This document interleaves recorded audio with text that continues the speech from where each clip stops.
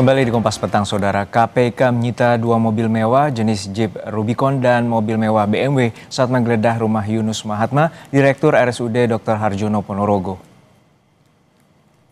Selain mobil, penyidik juga menyita jam tangan mewah dan puluhan sepeda berbagai merek. Berdasarkan penelusuran di marketplace, velg sepeda ini dibanderol dengan harga 25 juta hingga 54 juta rupiah per satu velg. Penyitaan dilakukan terkait kasus dugaan suap dan penerimaan lainnya atau gratifikasi di lingkungan pemerintah Kabupaten Ponorogo. Penggeledahan dilakukan selama 4 hari dari tanggal 11 hingga 14 November lalu.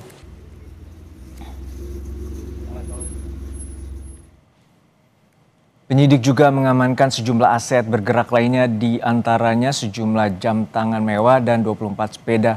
Penyitaan untuk proses pembuktian juga merupakan langkah awal untuk asset recovery, kata juru bicara KPK Budi Prasetyo yang kami kutip dari kompas.com.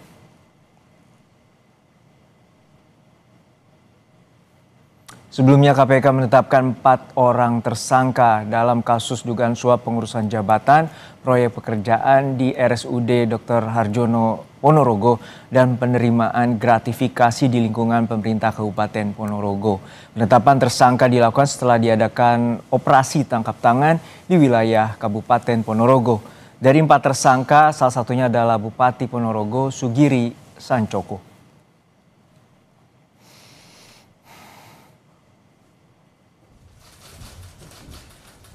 KPK menyita uang sebesar 500 juta rupiah dalam operasi tangkap tangan yang menjerat Bupati Ponorogo Sugiri Sancoko.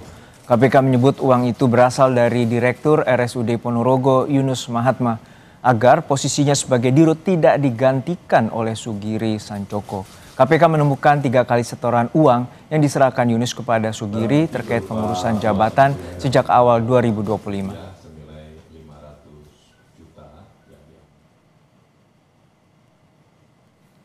KPK telah menyita mobil mewah, jam tangan, hingga sepeda mahal di kasus dugaan korupsi Bupati Ponorogo.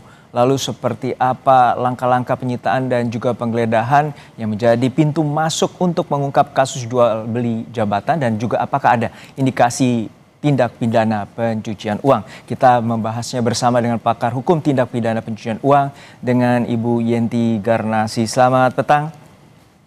Selamat petang. Sehat-sehat selalu Mbak Yenti. Mbak Yenti, ini kita melihat bahwa seperti siklus sistemik korupsi di kepala daerah, bahkan untuk saat ini saja jumlahnya mungkin sudah ratusan, dari 2024 hingga 2025 oleh KPK ada 200 lebih kepala daerah yang terjerat korupsi. Anda melihatnya seperti apa, bahwa ada proyek imbalan atau upeti, kemudian ada jual beli jabatan dan juga adanya fee sebesar 1,4 miliar atas proyek di RSUD itu juga?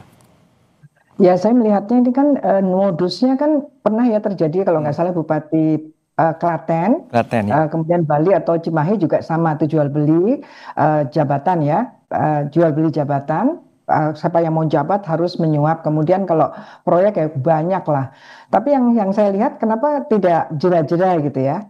Sementara saya melihat bahwa tidak jera ini karena memang apa ya, kita tidak menggunakan undang-undang pencucian uang dan kemudian putusan korupsi juga rendah ya, rendah. Setelah itu juga undang-undang pemilunya juga begitu mudahnya gitu ya, orang yang sudah korupsi pun suatu saat juga bisa juga mencalonkan diri. Artinya apa? Artinya mereka yang menjabat, orang-orang yang potensi melakukan korupsi itu memang tidak takut, tidak. Jadi pemidanaan terhadap pelaku yang dulu koruptor itu tidak menjerakan orang lain untuk mencegah dia tidak melakukan. Dia juga akan melakukan karena mereka tahu itu mudah. Apalagi yang paling penting adalah tidak menggunakan TPPU. Yang sekarang ini jelas sekali TPPU-nya. Karena ini kan direktur rumah sakit ini kan menyuap. Menyuap tapi juga disita ya, menyuap tapi disita. Artinya tentu akan ada pendalaman Rubicon dan mobil satu lagi itu Mercy ya kalau nggak salah, itu kan akan didalami itu dari mana kan begitu ya. Karena kan kalau menyuap itu kan tidak ada kerugian negara, bukan kerugian negara, artinya nggak mungkin itu disita. tetapi ini disita pasti indikasinya mungkin juga itu dari hasil korupsi atau hasil kejahatan apapun itu namanya TPPU. Apakah Belum itu lagi, bisa jadi barang mewah ini tadi Jeep Rubicon, mobil BMW, jam tangan mewah itu juga sebagai indikasi sebagai upaya pencucian uang, Mbak Yanti? kalau dalam kasus ini ya, kalau dalam kasus yang menyuap ke bupati kan nggak mungkin hartanya dia juga disita, ya kan? Karena dia yang menyuap. Yang harus disita dan TPPU kan bupatinya ya, bupatinya yang awal 2025 kan sudah menerima berapa ratus juta gitu ya, berapa ratus juta itu setelah Februari itu menyuapnya bagaimana? Apakah pakai rekening ataukah cash? Terus untuk apa itu TPPU-nya? Itu mudah tuh KPK harusnya. Dan direktur rumah sakit ini karena dia disita berarti kan bukan karena dia berkaitan dengan korupsi yang sekarang, tetapi kemungkinan adalah disita untuk dilihat nanti pembuktian terbalik mungkin ya. Ini uang dari mana, mempunyai Robicon dan sebagainya gitu ya, Robicon ini dan sebagainya kan kalau nggak salah di di apa ya di LHKPN-nya jauh lebih tinggi dari Pak Bupatinya kan malah gitu kan. Ya ini kesempatan untuk menggunakan TPPU dan menggunakan pembuktian terbalik untuk yang menyuap ini. Karena ini yang menyuap adalah direktur rumah sakit. Tapi ini memang harus dibuka secara ini ya, secara mendalam karena ini kan apa ya sesuatu yang mungkin juga sekdanya itu harus didalami karena direktur ini mendengar bahwa dia ada kemungkinan akan diganti dari sekda. Dan kemudian bupati ini ada beberapa kali melakukan perbuatan-perbuatan tercela, yaitu kalau ada dinas-dinas yang akan naik jabatan atau dicopot itu akan harus ada upetil, harus ada penyuapan. Artinya dibuka semua, ini dibuka semua, termasuk sekdanya kan 14 tahun tuh di situ. Itu kan aneh sekali. Artinya kalau kita mau tuntas, ini semuanya. Sekda 14 tahun itu kenapa kok bisa begitu? Itu kan berarti mengekalkan, mengabadikan korupsi yang di sana yang sudah sekian lama. Artinya harus mundur. Semuanya mundur. Ini ada korupsi apa saja dan TPPU-nya apa saja. Ya. Kemudian kan ini bupatinya juga dengan adiknya, ya kan diperiksa di KPK. Artinya KPK tolong harus betul-betul komprehensif. Semuanya diuraikan dengan sedemikian rupa siapa-siapa yang kena korupsi dan siapa-siapa yang kena tindak pidana pencucian uang.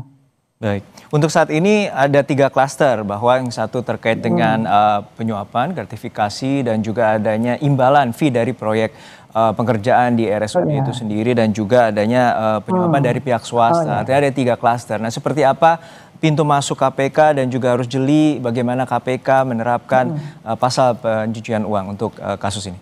Ya, berarti ini ada 2 kasus ya, 2 kasus, satunya jual beli jabatan, satunya lagi korupsi berkaitan dengan imbalan pembangunan proyek RSUD. ya. Pembangunan proyek kan, imbalan proyek, pembangunan proyek itu didalami. Jadi ada 2 kasus nih jadinya. Nah kemungkinan penyitaan terhadap direktur rumah sakit berkaitan dengan PIDIA, yang nggak benar ya, itu dari proyek gitu ya. Tapi proyek itu sendiri juga harus dibuka, bagaimana tendernya, bagaimana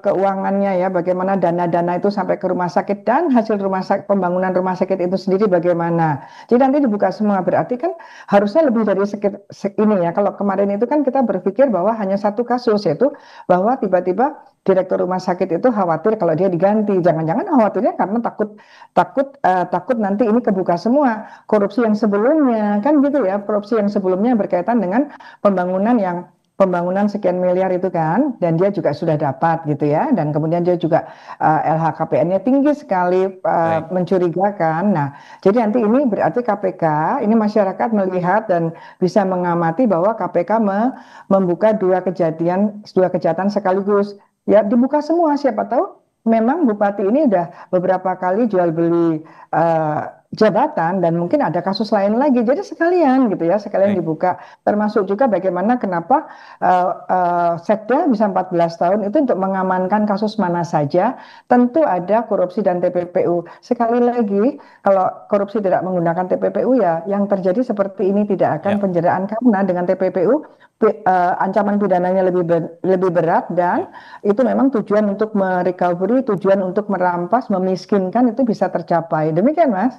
Baik, terima kasih atas perspektifnya Mbak Yenti Garnasi, pakar TPPU telah berbagi bersama kami di Kompas Petang. Terima Sehat-sehat selalu kasih. Mbak Yenti. Terima kasih, sehat selalu juga.